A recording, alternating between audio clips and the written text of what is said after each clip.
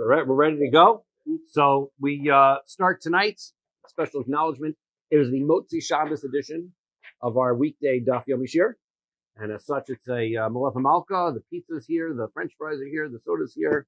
Baruch Hashem. Thank you very much to the show for taking care of that. We have some sponsors to be able to mention right at the beginning.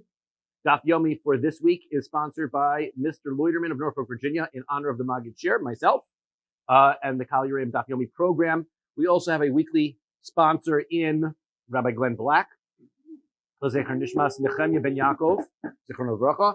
And we have a this evening specific sponsor, Yossi and Peggy Glass, for Ephraim Ben Shifra. So if you're thinking of sponsoring Daf Yomi, get in quick because the spots are being taken. So make sure that you contact Jeff Wald through the WhatsApp app or through whatever shul means that you otherwise would normally make contact. We're going to continue on. We were in the midst of an exciting back and forth. The discussion we were having when we last met on Wednesday was about the idea of writing a double deed document, writing a second document. And the deed is when you certify the transfer of ownership of a property from one person to another. And this person comes along and claims that he lost his and he wants a backup. And we didn't want to write such backup documents because the concern would be that we had mentioned quickly at first was that it would enable the person who might hold such a second document to take his first document and then collect twice using that document. Now, it's a deed of sale. How do you collect on a deed of sale? So we mentioned the concept of a mortgage, and essentially we'll just mention the last final conclusion of what this case might look like. Imagine a circumstance where a fellow says, Reuven sells Shimon a piece of property, and then Shimon now is the proud owner of this piece of property. He has his deed and he can't find it. So he goes to court and he says, can I have a second contract? Imagine if we don't grant him such a thing. Why not? Because if we were to grant him such a thing, then a scenario as follows could occur. Shimon might now have a second contract, come home and say, oh, that's where I put my first one. Now he's holding on to two contracts. Okay. Meanwhile, a fellow comes to Reuven and he says, Reuven, you're a thief. You stole this land that you then sold to Shimon from me, and I have witnesses to prove it. Okay. So this fellow takes Reuven to court, proves that fact that he stole the property, and the court says, you're right, Reuven stole the property. So now they award this property back to its original owner. Shimon has to give up the property.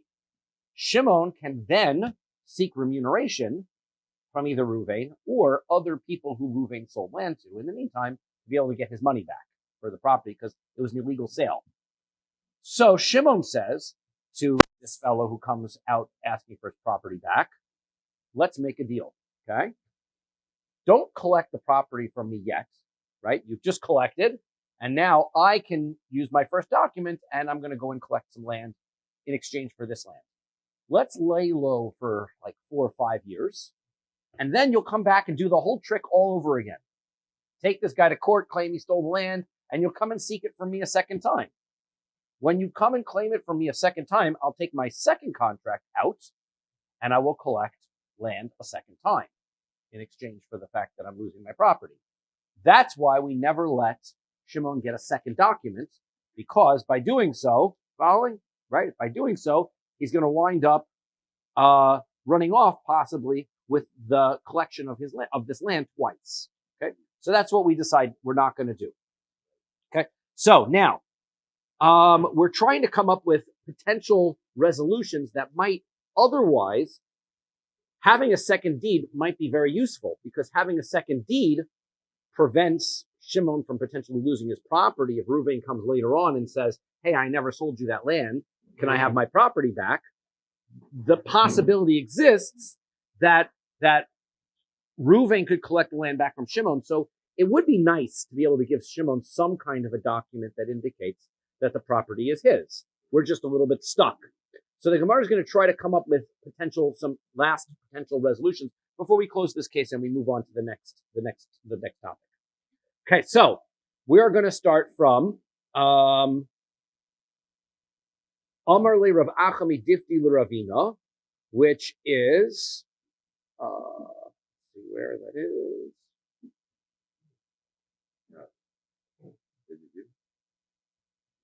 Where do you see that? Amar le Rav, that's correct. That's where it is. 1, 2, 3, 4, 5, 6, 7, 8, 9, 10 lines up from the bottom. Amar le Rav Achami Difti L'Ravina. V'lama leila meimar leila ba'chov shof li b'hai ara ve'ekum bay. What ve'ekum ba? Why is in the case in that story that we just created, which enabled Shimon to collect twice? Why did Shimon? And this we did a little bit at the left. We did this the last time, but this is the rollover, so you get some repeat before we roll into the next thing. Why is it that Shimon just didn't say, well, I've got 2 contracts. Why wait? Why wait 4 or 5 years? Just go and say, come at me twice, right? Come and collect the property. As soon as the court collects, then I'll take out my first contract. But I've got a legal document in my pocket. So now come at me a second time right away. Why are you waiting 4 or 5 years in between? So the answer is, typically, Dekevin Denoki Trey Story, Tarif Vahadar Tarif. Why does he just finish out? He's got his 2 valid contracts. Let him take the 2 valid contracts out and collect.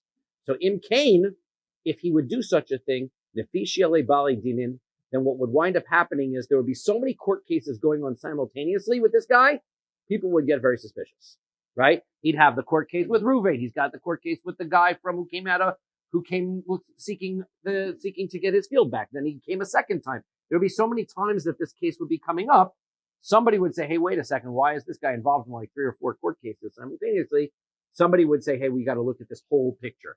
Only by looking at the whole picture will we discover the guy. So therefore, he says, let's lay low for 3-4 years. We'll let the court case die down. Nobody will remember that this happened 3-4 years ago, and we'll go after it again. So that's that. Now, we have another potential solution. Let's say Shimon does, in fact, lose his contract. He comes into court and he wants a new contract. We didn't want to write him one because we were worried that he might find one and it'll be a problem. Why don't we do this? Why don't we write a new contract for Shimon? V'lichtov tavra lemocher, and then simultaneously we'll write a receipt to Ruvain who sold the property, and the receipt will say kol shtari deyifkun al arada psulin. Any contract that comes out against my land is nullified and invalid lebar min deyifuk bizman ada, unless it's dated the following date. Essentially, making it so that Shimon couldn't possibly collect twice. Because if Shimon comes with the original document, it's not going to have the same date as this new document. And by writing the receipt, so then if Shimon comes with the first document to collect, then Reuven can just say, hey, that's not a valid contract. Remember, he lost his contract and we had to replace it. This receipt indicates that that contract is not collectible. You can't use that contract to collect. Therefore, we would not really have duplicates. In other words, what we would be doing is we'd be creating an instrument which would void one of the collectability of one of the documents, which is ideal. That would be amazing because then we don't have to worry about double documents. So why don't we do that? So Amrua Rabbanan Kamei de Rav Papa. So they suggested this idea in front of Rav Papa. The Amri Law Kamei de Rav Ashi. And they said it was in front of him. Some said it was in front of Rav Ashi. Zoso Meres Ein Kosvin Shover. You know why this is not acceptable? You know why we don't do this? Because we have a principle, a general principle. We never write receipts. Receipts are a no-no, a really bad thing. Now, this next part of the Gemara is going to be discussing why are receipts so bad. Okay, why don't we like the concept of the receipts? Right? Again, we're going to see that there are problems that are going to come up with receipts. Okay, so therefore, why didn't the court hold on to the sale and the doc? It makes more sense instead of like whose responsibility is it to hold on to a document of sale? You right. Personally, right? But we don't file documents with the court, right? I guess we're used to the. I'm saying it creates that neutrality, right, where you don't have to worry about one guy being a gunner. The court doesn't want to take that kind of responsibility, right? If it's your document, your land, you're responsible for keeping your documentation, right? Okay, so now this would indicate that we generally have problems with receipts. We haven't discussed yet. We'll discuss later on tonight and into tomorrow what the problem with receipts is. But this conversation, this back and forth, is a long time, many generations debate about whether you can write receipts based in for, let's say, partially collected loans. Let's say a classic case of a receipt is, I've got a document that says you owe me $100 and then you pay me $50. So what do I do in order to indicate that you've already paid me $50? If you paid back the whole loan, I can give you the contract back and we can tear it up. But what do I do if you've only paid me $50 back? So a nice simple thing to do would be for me to write a receipt saying I paid $50. That way, when I come back later and say, I've got a document, you owe me $100, you can take out your receipt and say, no, it's only $50.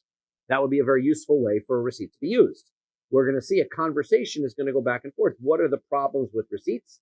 And so now they're suggesting that this Gemara is an indication from the fact that we didn't suggest a solution to this double deed problem as, hey, just write a receipt, indicates that this is the opinion that we must be coming to a conclusion. We don't write receipts. Why did they write it on the original document and have both people sign it?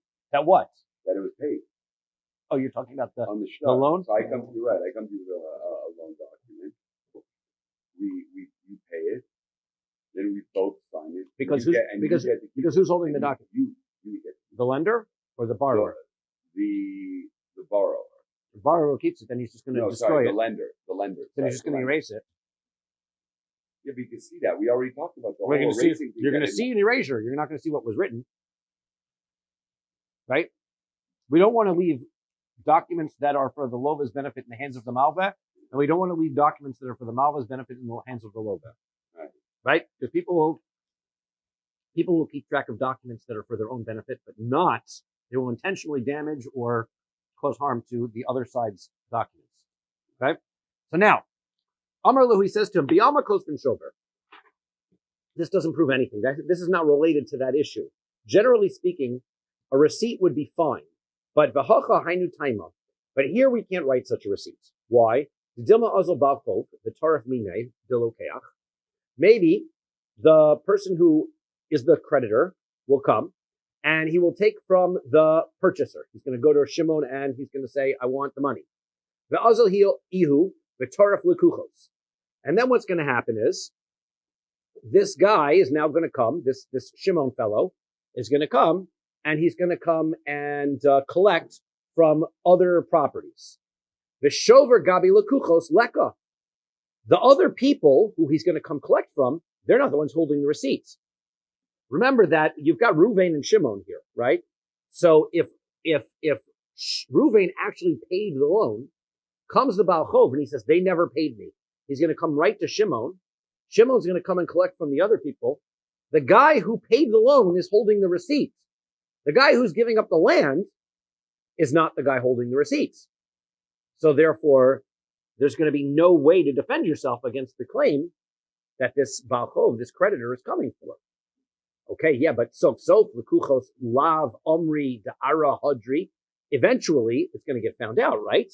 Eventually, these purchasers who gave up their land are going to go back to Ruvain and say, "You owe me money because the guy came in and took my land." At which point, Ruvain will say, "What are you talking about? I already paid that loan. I've got a receipt." And then they'll go back to the Baal Chov and say, "What did you do? You collected inappropriately," and they'll get the land back, right? So what's the big deal if you've got a receipt? Eventually, they'll go and find the receipt, and it'll all get figured out. So the answer is adahachi vahachi. Meanwhile, while this whole legal case gets sorted out, because the creditor's coming in, Shimon's got to give up his land. Ruvain's holding the receipt. Shimon knows nothing about it. Then he's got to go find Ruvain. Ruvain says, "What are you talking about? I already paid it." What is it going to take a few weeks to be able to sort the whole process out?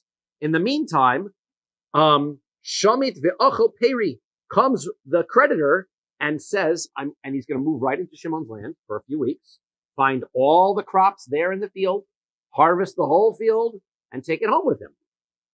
Right? And so meanwhile, Shimon's going to lose out because all of his property is going to be messed up as a result. So inami, or else, inami lokeach shelo b'achrayus. So he says, okay, so maybe another potential answer is you could wind up with a circumstance that the first purchaser is going to collect below ba'achrais without the appropriate permission to do so. So, again, we're going to wind up in the same situation. Ihachi, if that's true, shtari halva nami. So, hasam dezuze masik amri paise. So he says he's going to say like this: the person's going to come along and he's going to try to collect the land, and the person's going to say that. So we're going to write him this contract, the new contract, and the contract's going to say that there's no rights to be able to collect additionally based on this contract. Okay. Meanwhile, he's going to come along and he's going to come with the creditor's going to come and he's going to come to collect. Okay. And the person's going to say, since this is a debt collection on land, so they're going to presume that the creditor who's coming is not going to be satisfied with the mere financial payments. They're going to presume that the guy's coming with a court case. He's going to take land. So he says, Amri paise ba'chova. So he says, if it's a case of a loan, we don't have such a concern. Why? Because in the case of a loan, let's say Reuven comes along as the creditor and he says, all I want is my money. Reuven doesn't have money. Shimon, I would like to get my land. I would like to take this land because Reuven can't pay me money. Shimon's not going to give up the land so easily. Why? Because the first thing he's going to say is, if all Reuven has to do is pay with money, let me make a phone call to Reuven, or whatever it was, right? Let me go find Reuven and say, do you have any money? Because my land is getting taken. All you got to do is make the payments, and then they won't take my land. He figures it's this easy deal when it comes to loans, right? So therefore, he says, Omri paise ba'chov bezuze, the creditor can get paid off with money. But hacha de'ara masik, but here in this circumstance, where the creditor is seeking land, he's claiming that this land was really my land in the first place. Okay. Now, halachically speaking, if the creditor is owed land, but the Reuven doesn't have land, he could pay him off with money, right? As an exchange. But nevertheless, Shimon knows the creditor is not going to be so easy to get rid of. He's coming after land. He wants land. So therefore, he knows that just going back to Reuven and saying, hey, Reuven, let's give him some money, he knows that's not going to satisfy the creditor. This is going to be a long court case. So therefore, what does he do? He knows that money is not going to do the trick. So he figures that this guy's going to come along. He's going to be seeking land. Shimon says, fine, I'll give up the land and I'll go handle this case with Reuven. Meanwhile, Shimon loses his land. By the time he goes and checks out with Reuven, do you have a contract on this? Reuven finally says, yes, I do. That guy shouldn't have been able to take your land. The guy's already moved in, taken possession of all of the property, and ruins the land. That's why, no matter what circumstance, receipts at best receipts might protect. Essentially, what we're saying here in this Gemara is receipts will protect the unauthorized foreclosure on the property. But ultimately speaking, there's going to be a delay in this process. By the time you go find the person, by the time you collect the land, that guy goes back to Reuven and finds the receipt, and then they go bring it to court, and they bring it all out. There's a whole long time period that's going to be in between. In the meantime, Shimon loses value on his land. So we don't want to do that. Therefore, better off, don't write any receipts, don't write any second contracts, and that way we never wind up in a circumstance where somebody's going to come up from outside and be able to collect twice. Okay, now, Amar Mar. We're back to the brisa that we had a couple of nights ago. The brisa says, as far as somebody comes to claim and he says, I want to be able to get a duplicate of my contract. So we said you can't write a duplicate of the sales contract. However, chutz min achrayas shabo, you can write that the land belongs to so and so. You just can't write that he has the rights to collect, because this collectability creates the problem. Okay, Amar mar chutz min achrayas shabo. So heichi kasvinan. So the Gemara wants to know, what exactly is it that we can write in this document in order to make it so it proves that Shimon is the new owner of this land? He lost his deed. Reuven sold him the land. He lost his deed. We don't want to give him a second one, because then Shimon can illegally collect from other people that Reuven sold to. So what is it that we are allowed to write? Amar Rav Nachman. Rav Nachman says, this is what you write. Shtara denon, this contract, lo lemigvei bay. You cannot use this contract to collect from anybody. Can't collect. Lo mishabdi, lo b'nei chari. You can't get money from mortgaged properties that Reuven sold to other people. You can't even go to Reuven and get a monetary payment back from him. Can't get anything. Ella What is the value of this document based in rights? The whole purpose is that it's only to protect against one circumstance. If Reuven ever comes to Shimon and says, I never sold you this land in the first place, that's not true. All we are is certifying, we can't certify when it was sold. We can't certify that there's a ability of Shimon to collect from properties if somebody collects and takes this land away from Shimon. All we're saying is Shimon did buy this land. That's the end of it. That we're allowed to write.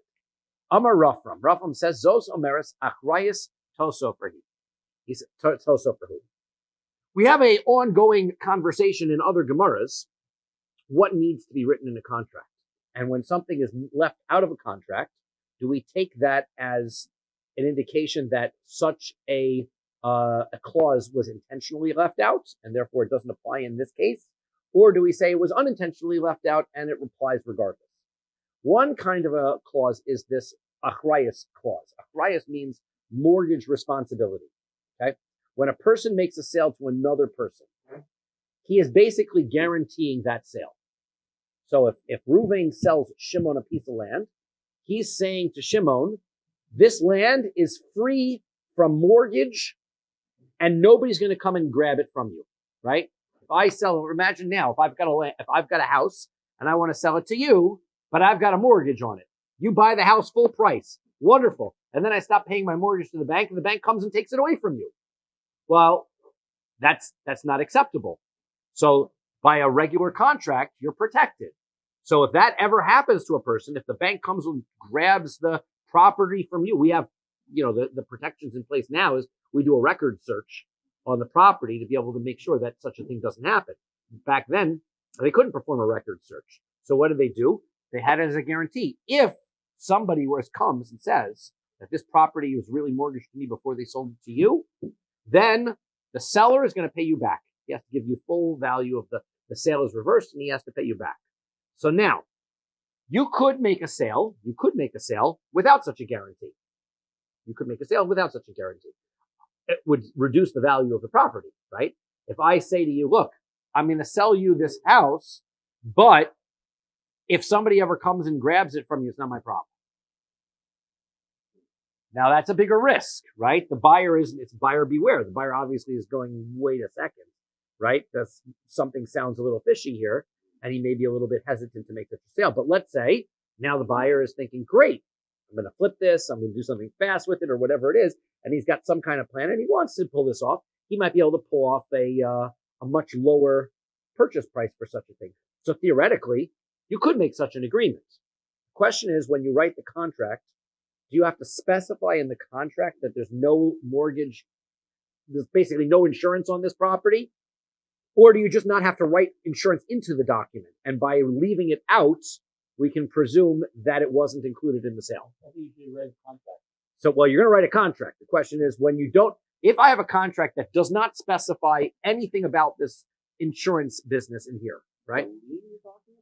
What I'm saying is, we don't know if there's a lien. That's what he's basically correct. saying. We're not confirming yes or no. Right. Think about it. They can't do a record check. So right. I'm like, you're buying a property and I'm just sort of leaving that out.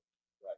So now the question is, when the contract doesn't specify it, do we presume that there was a guarantee or that there wasn't a guarantee? That's the question. You can't prove there's a guarantee. So let's see what he says here. So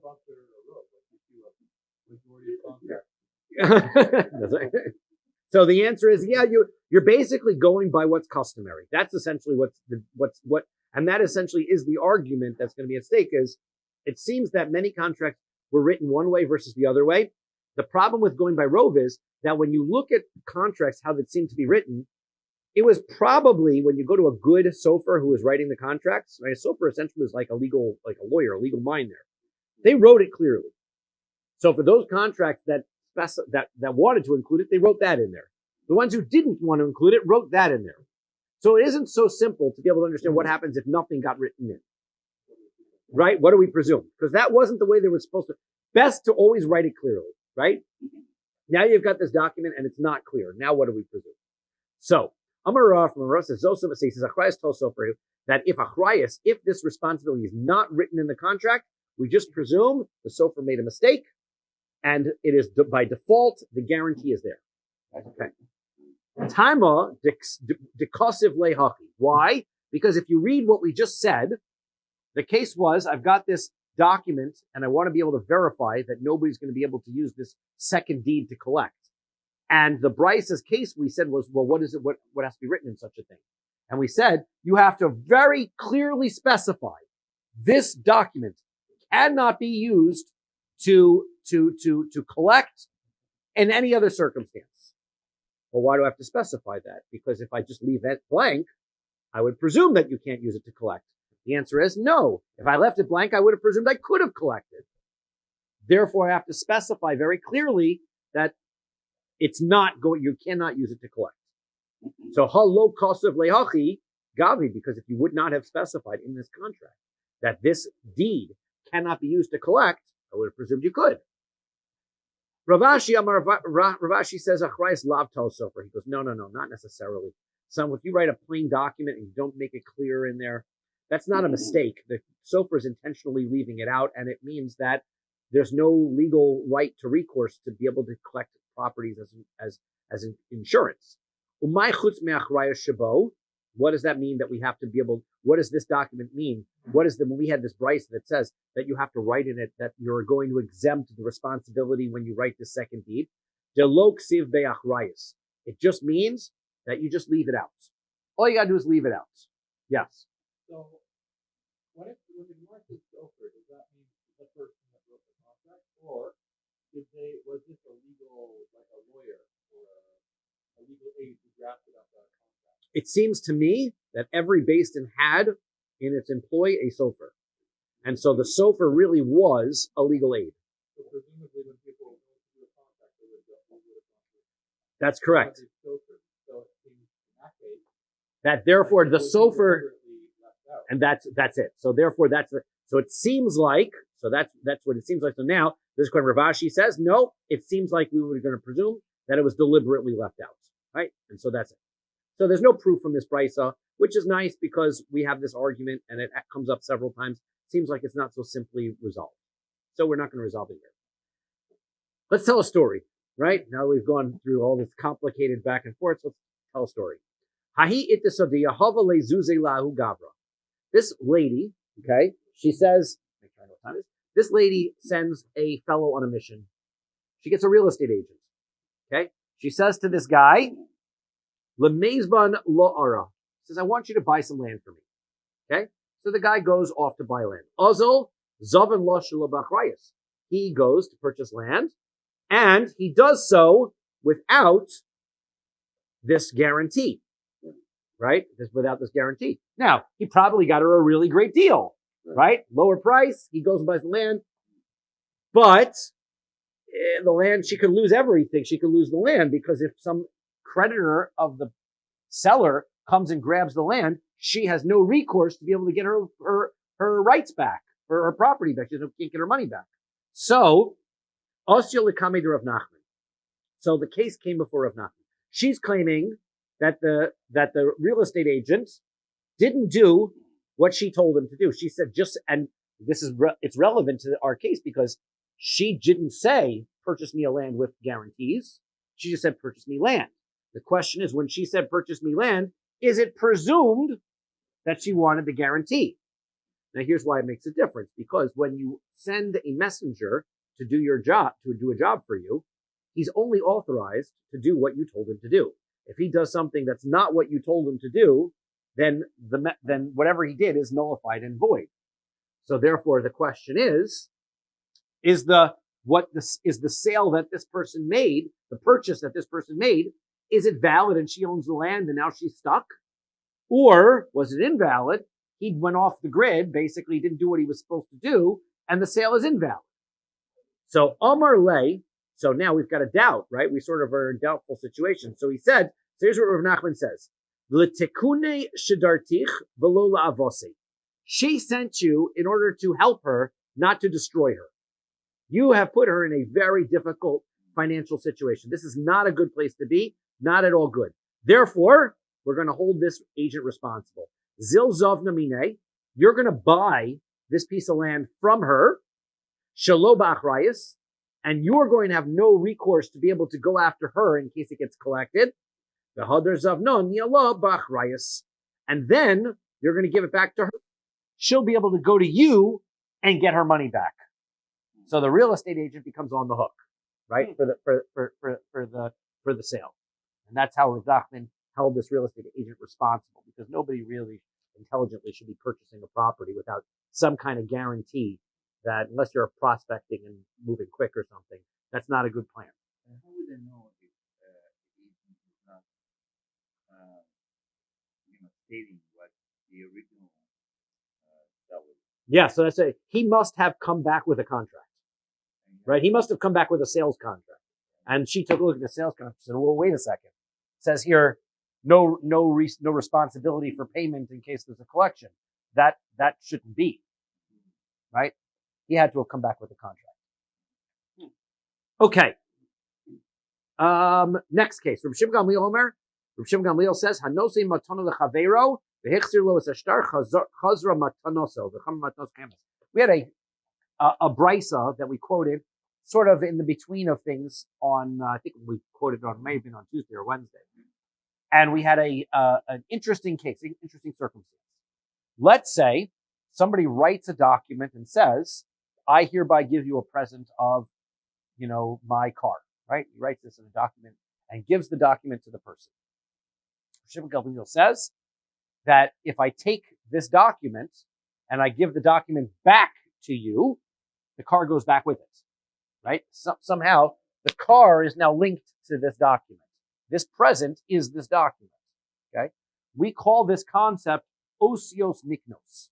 Osios niknos is the letters that are in a contract are the acquisition. Okay,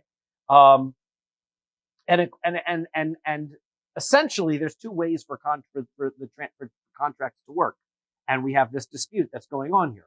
One way is a contract works as if I write that this car is given to you, and here's the contract, and like that, and then I give it to you. What is the contract? The contract, essentially, I would have presumed, is just a document that verifies the car transferred from my possession to your possession.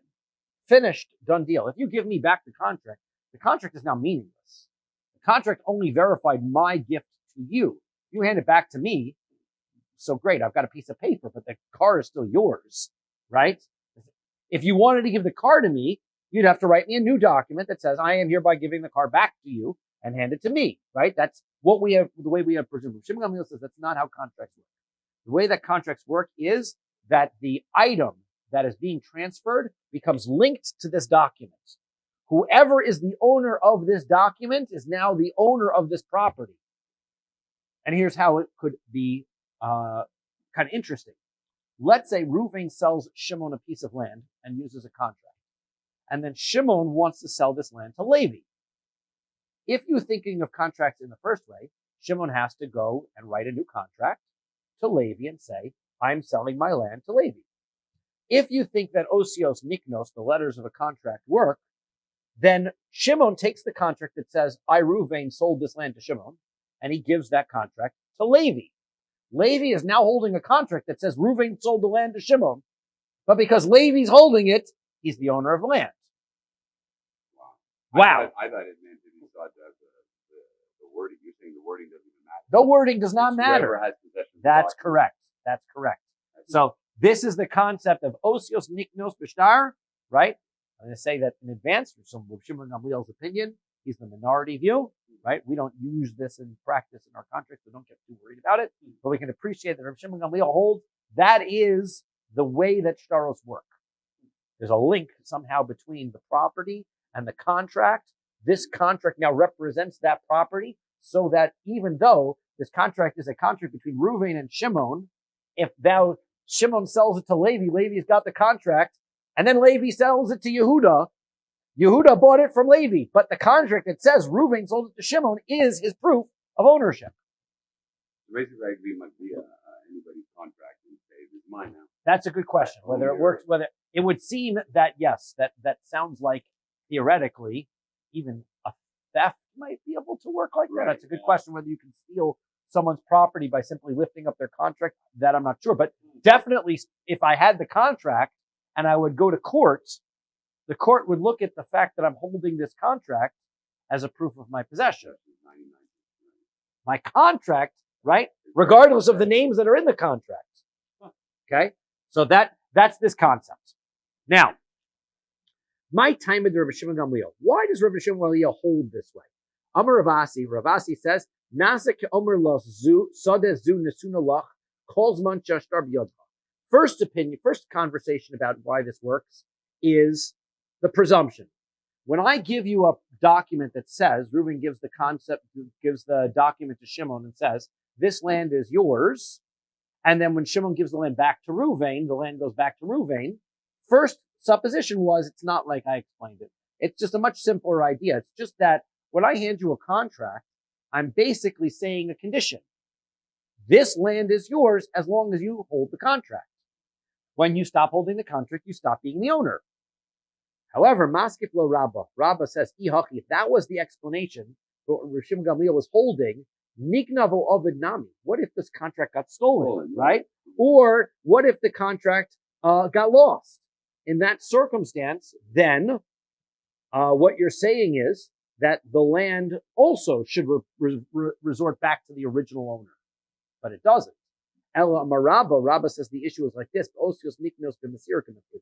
The argument is that the letters of the contract actually represent the property which they are written about. Rabbi Shimon Gamliel Savar Osios Niknos B'Mesira. Rabbi Shimon Gamliel says that when I transfer over the contract, the land goes with it. And therefore, if I give it back to you, the land goes back. The Rabbanan Savri Ein Osios Niknos B'Mesira. Rabbanan disagree with that. Okay, now let's test this. Tana Rabbanan. Our rabbis learned as follows. Habali dom bishtar ubechazaka. Okay, somebody comes to court and he says, I've got a contract and I've got a chazaka. Now we're going to dispute a little bit later on. There are two ways we can understand the word chazaka. The word chazaka means to have a hold on something. Okay, there are two ways to understand it halachically that could be relevant. One way of understanding chazaka is that when I am the owner of something for a length of time, land in particular, when I own something for 3 years, so then that sort of indicates possession is 9/10 of the law. When I hold something and nobody has complained, nobody has said that it's not mine, and it's been in my possession for 3 years, that's an indication that that land is mine. That's one way of looking at chazaka. The other usage of the word chazaka is that I take a forceful ownership or take some action that indicates that this land is mine, right? That is an act of acquisition, right? So it could mean that also. So let's leave those two potential understandings in the back of our minds, because we're not going to understand what this brisa is talking about. We're going to present 5 potential explanations for this brisa. They could flip-flop and use the word chazaka a little bit loosely because both of those interpretations of chazaka are valid.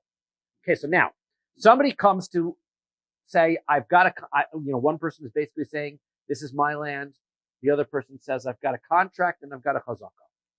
Okay, so now, how is the person who is owning the land going to prove that he's right? What does he have to do to prove he's right? So, Nidon Bishtar, Divrei Rabbi Shimon Gamliel, Divrei Rebbe. Sorry, Rebbe says, what you got to do is you got to prove this contract, right? He's got to tell him to go get his contract, hold his contract up, and that's going to prove that he is the person who's the valid owner of the land. Rabbi Shimon Gamliel says, Bechazaka. You use the chazaka. That's what's going to prove that he owns it. Okay? Now, not clear also to point out, you're going to interpret it both ways. Does he say that you need the contract and the chazaka, or he's saying forget the contract? All you need is the chazaka. Okay? So these are the possibilities. Now, the question that we're asking is, we understand that they're arguing about whether the proof is going to be in the contract or the proof is going to be in this chazaka, this proof of ownership that he has. So the question is, what are they arguing about? What is the point on which they're disputing? He also Rav Dimi came from Eretz Yisrael, and he says, the osios niknos b'mesira kamiflagi. The reason why we're bringing it up is, the argument here is this very same argument between Rabbi Shimon Gamliel and the rabbis about whether a contract acquires the ownership, whether the person acquires ownership of land through the contract or not. Rabbi Shimon Gamliel Savar, Ein Osios Niknos B'Mesira. Rabbi Shimon Gamliel says, A contract does not represent the words the words in the contract does not represent the land. Therefore, that's why we're going to say that Rabbi Shimon Gamliel, what happens is the contract that they have here is a contract that says Reuven sold the land to Shimon. But the guy who's coming to court says, my name is Levi, and I have a contract. And so Rebbe says the contract is going to prove it. Why? Because Rebbe Savar Osios Niknos B'Mesira. Rebbe says that contract represents the land. Levi's holding it. All he's got to do is show that he's holding this contract, and he wins the court case. Rabbi Shimon Gamliel says, not true. That contract, all it says is that Reuven sold it to Levi, to Shimon. He's Levi. He has nothing to do with it. Therefore, this contract proves nothing. What he's got to do is he's got to prove that he owned the land for 3 years. He's got to have his chazaka. That's how he's going to win the court case. No. If the shtar contradicts then the shtar is going to win. If the shtar contradicts the chazaka. Right. But if you can validate, the basic bottom line is if I've got reason, the idea of the chazaka is like this. A person can't keep track of their deeds forever. Right? So therefore, if I buy a piece of property and I'm living in my house for 20 years, somebody comes to me today and says, hey, where's your deed? I'm going to have a hard time finding it. And even if I did find it, who's to say that it wasn't stored in my basement and the mice got it? Right? So therefore, the fact that I'm on it is proof enough that I live on it and I don't have to go find my contract, my deed. Okay? That's the idea. If, however, the other person was able to bring a contract that indicated that you're on my land illegally, my contract is strong, right? But here, the contract and the chazaka are saying the same thing. We're just arguing over which is the proof. So I remember learning in the first step of doctrine, they talked about the standard chazaka is 3 years. Yeah. Depends on things, but most of the time it's 3 years. Mm-hmm. So if a person comes to contest the chazaka within the 3 years, of course. Yes. And if they have a star, perfect. That's all that they need. So yes. After 3 years, the owner of the balance would say, well, I've been here for 3 years, no one ever came to contest that. That's right. Okay, what if you have a star, but why didn't you come and contest my... Because there must have been, and what has to happen there is that the fellow who has the chazaka has to have some explanation for why the star could be true. You did own it, but I bought it from you in the meantime, for example, right? We said I went to war for 3 years and I haven't been around. That you're not. It's going to be difficult for you to invalidate the chazaka using that. You're invalidating the chazaka is a little bit harder, but validating your chazaka just means that you have to have a claim that's believable. So if you have a contract that says you sold the land, this is my land, and I say, yeah, but I've been living here for 4 years because you gave it to me as a present, that's a chazaka that is going to win over the shtar, right? And just to be clear, chazaka is anything to do. Like let's say I come to a Daf Yomi Shiur and we're specifically referring to ownership, and it has to be 3 years, right? If you go to Daf Yomi every night for 3 years. Oh, it's always okay. There's a proof that, but there's a proof of ownership. Chazaka could be anything. If you want to establish that something occurs, yes, 3 years is 3 times indicates, yes. But ownership is for ownership of a property, 3 years, yes. Yes. Well, if I build a house on some land and no one comes to me for 3 years, I own that land. Yes. There would be a requirement of somebody else to prove that you didn't. They'd have to prove that you didn't. The default would be that you did. Jeff is a Jewish law, by the way. Don't go out and build it. There's a lot across the promenade. If it wasn't your property, right. You were squatting there, someone would have come to contest it. Correct. Yes. If somebody said that Canadian Charter of Rights prevents you from contesting that land, and so that person's human rights he has to stay there, then the chazaka would be invalid, for example, right? Because then the reason I didn't contest is because I was legally prevented from doing so. I'm just, not to but just saying, right? Then that would be an example of where your chazaka might be invalidated because of that. Okay, now Amar le Abaye. Abaye says Im Kain, right? We'll wrap up shortly. Amar le Abaye Im Kain plugta ledemar. So he says, if that's the case, so then you are having a dispute with with Rabba, because Rabba said Rabbi Shimon Gamliel was the one who held the reverse, right? In our brisa, Rabbi Shimon Gamliel says somebody gives his friend a gift and then he gives it back, so then the property land goes back. And we said why? We tried to figure it out. We said because Rabbi Shimon Gamliel holds of Osios Niknos Bishtar, and now you just explained this brisa in which we had a case of a chazaka and the shtar, and you said Rabbi Shimon Gamliel holds that osios are not niknos b'shtar. So which is it? You're arguing with Rabba. So he answers back. This is v'tiplog. So he says, "What's the problem with me arguing with Rabba? I can argue with Rabba. I'm just, he's a rabbi, I'm a rabbi. We have a difference of opinion." So he says, "Amar lei hachi kaminoch." That's not what I'm saying. You can argue with him if you want. The problem is masnisa lo mitartza.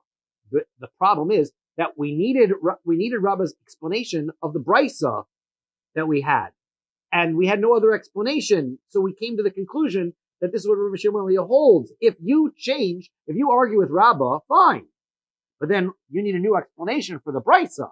How are you going to explain the brisa? So he says, okay, fine, forget that. He withdraws it. So now we're going to move into new potential explanations for this argument about whether you need shtar or chazaka, and we're not going to rely on this osios niknos b'shtar. Ella k'demitzar tzamar. Rather, the answer for this argument comes like this. Ella k'demitzar tzamar. Rather, we've got to stick with the explanation that Rabbi gives to the brisa. Therefore, imkain kasha Rabbi Shimon Gamliel, which leads us to a problem in that we have a contradiction between Rabbi Shimon Gamliel in a brisa and Rabbi Shimon Gamliel here. Ella amar Rabbi. So Rabbi says, forget that explanation. New explanation. What's going on in this case? What happens is that the document of the contract that this fellow is Shimon's coming on proving, I've got a contract. One of the witnesses on the contract is a relative or an invalid witness. Okay? And so now this is the question. Is this contract going to be helpful or not? Rabbi Meir Rabbi Elazar. This is dependent on an argument that we had between Rabbi Meir and Rabbi Elazar. Rabbi Savar Lak Rabbi Elazar. Rabbi is going to hold like Rabbi Elazar. The Amr, he says, 80 Mesira Karti. When a contract is written, what creates the validity of what finalizes the sale? There's two ways to look at it. Either when the witnesses sign the document, the sale is final. Or signing the document is just a witness testimony. The sale actually goes through when the document is handed over to the other party. Okay, see, you were so clear. Jeff, you were with the first one. You're like, that's for sure, right? Now you like the second one. The second one is a pretty good answer too, right? It's the deal is settled when you hand the document over. Now, the reason that makes a difference is the witnesses that are on the contract really become irrelevant if you hold that the transfer of the deed is the transfer of the document is what's important. Because once I have witnesses that the document got transferred, those witnesses can testify that this sale actually took place. The witnesses that are on the document become much less important. What are they witnessing? That they wrote it down on a piece of paper? Very nice. But that didn't actually transfer anything. So their testimony is very limited. So what happens is like this. Rebbe holds that handing the document over, you've got some invalid witness here. So therefore, this document ultimately is really not that relevant to us, right? The document is the witnesses of handing it over are going to be very, very relevant. So, because then if you're going to say that's where the deal comes through, then the witness's testimony should only be for the signature of the document, and therefore it's a handing over. Like, how about the witness never saw the document handed over and the sale never? That's correct. Yes. Is that what you said before? No, that's the idea, right? Right. No, but I'm saying then the Adam's witness, like if the document gets destroyed, the question doesn't become was the document existent? Was the document existent, and was it ever handed over to the buyer? That would be the question. Say it again. You're saying that the only time that he takes ownership is that when the document is passed to the owner. Yeah. Now let's say the document got destroyed. Yes. Right? And the witnesses say, well, I signed it. I witnessed the selling of the document. Okay. Right. Did anybody see the document get handed over to the owner? Then, No. right, if nobody saw that. Now all of a sudden, the whole thing comes into question whether or not the sale actually ever took place. Does that make sense? Yeah, and we had sort of this conversation in the past. We had sort of a conversation about whether you can write duplicate contracts in the past, right? No. Right. So we don't want to write these duplicate contracts, but we did, if we had witnesses, the witnesses were able to write down that we saw such and such a contract be signed and such and But you're saying But that the we ownership still need- the ownership doesn't take place in the hand. correct. So that's what I'm saying. So according to Rabbi, right? According to Rabbi. So okay, so according to Rabbi, the transference is what really creates is the important factor. Therefore, if the witness is on this document is invalid, right? So then that's not really so relevant to us because we can, as long as we can validate this contract, how we can validate the contract, we're going to find the two witnesses that witnessed the handing over of the contract. That's what I'm saying. That's what's necessary, right? I figure that's what you're saying. So if that's what we're going to find, those guys, so then those are going to be kosher witnesses, regardless of the fact the guys whose actual names are on the contract are invalid. That they're not really all that relevant. We're going to find the guys who actually saw the contract being handed over. That's why Rebbe says we're going to go by the contract. Rabbi Shimon Gamliel savar luck Rabbi Meir. Rabbi Shimon Gamliel disagrees. He says like Rabbi Meir, Damar Edi Chasima Karsi. He says the document is not going to help you because the document has a bad witness on it. Since the document has a terrible witness on it, has a wrong witness on it, so now I can't rely. It's puzzle, so I can't rely on the document. I have to rely on the chazakah. That's the argument again. Whether I rely on the document or I rely on the chazakah is going to be in a case where the witness on the document is invalid. Well, if you're Rebbe, the witness on the document doesn't bother me. Go ahead and certify the document with the real witnesses, the guys who saw it handed over. But if you're going to say that the document matters, then this document has bad witnesses on it. The document here is going to be invalid. Therefore, I need to prove my status on this land by bringing my chazakah. That's the argument between the two. It doesn't make the witnesses of the signing irrelevant. If you're saying the only time it becomes interplay. Well, it depends if you're according to Rabbi Meir or Rabbi Elazar, right? Right. That's the point. Rabbi Meir says that the witnesses on the document are relevant. But like you shouldn't even need them. It doesn't make a difference because it doesn't take ownership until the document. Not according to Rabbi Meir. Rabbi Meir says the ownership is when you sign the document. Right. That's what I'm saying. According to Edi Rabbi Chasima. Elazar, According to Rabbi Elazar, that's correct. You Rabbi don't Elazar, even need I don't need the witnesses. Correct. Only for handing over the document. So now the Ha'amar Rebbe. So he says, but the Ha'amar Rebbe Abba Mordechai Rabbi Elazar Mezuyaf Mitoko Shehu Pasal. Rabbi Abba says, well, wait a second.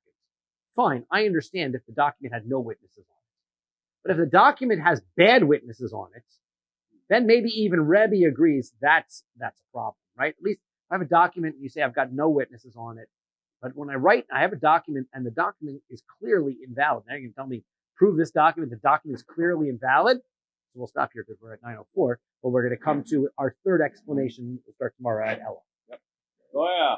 Right. Oh, Ella.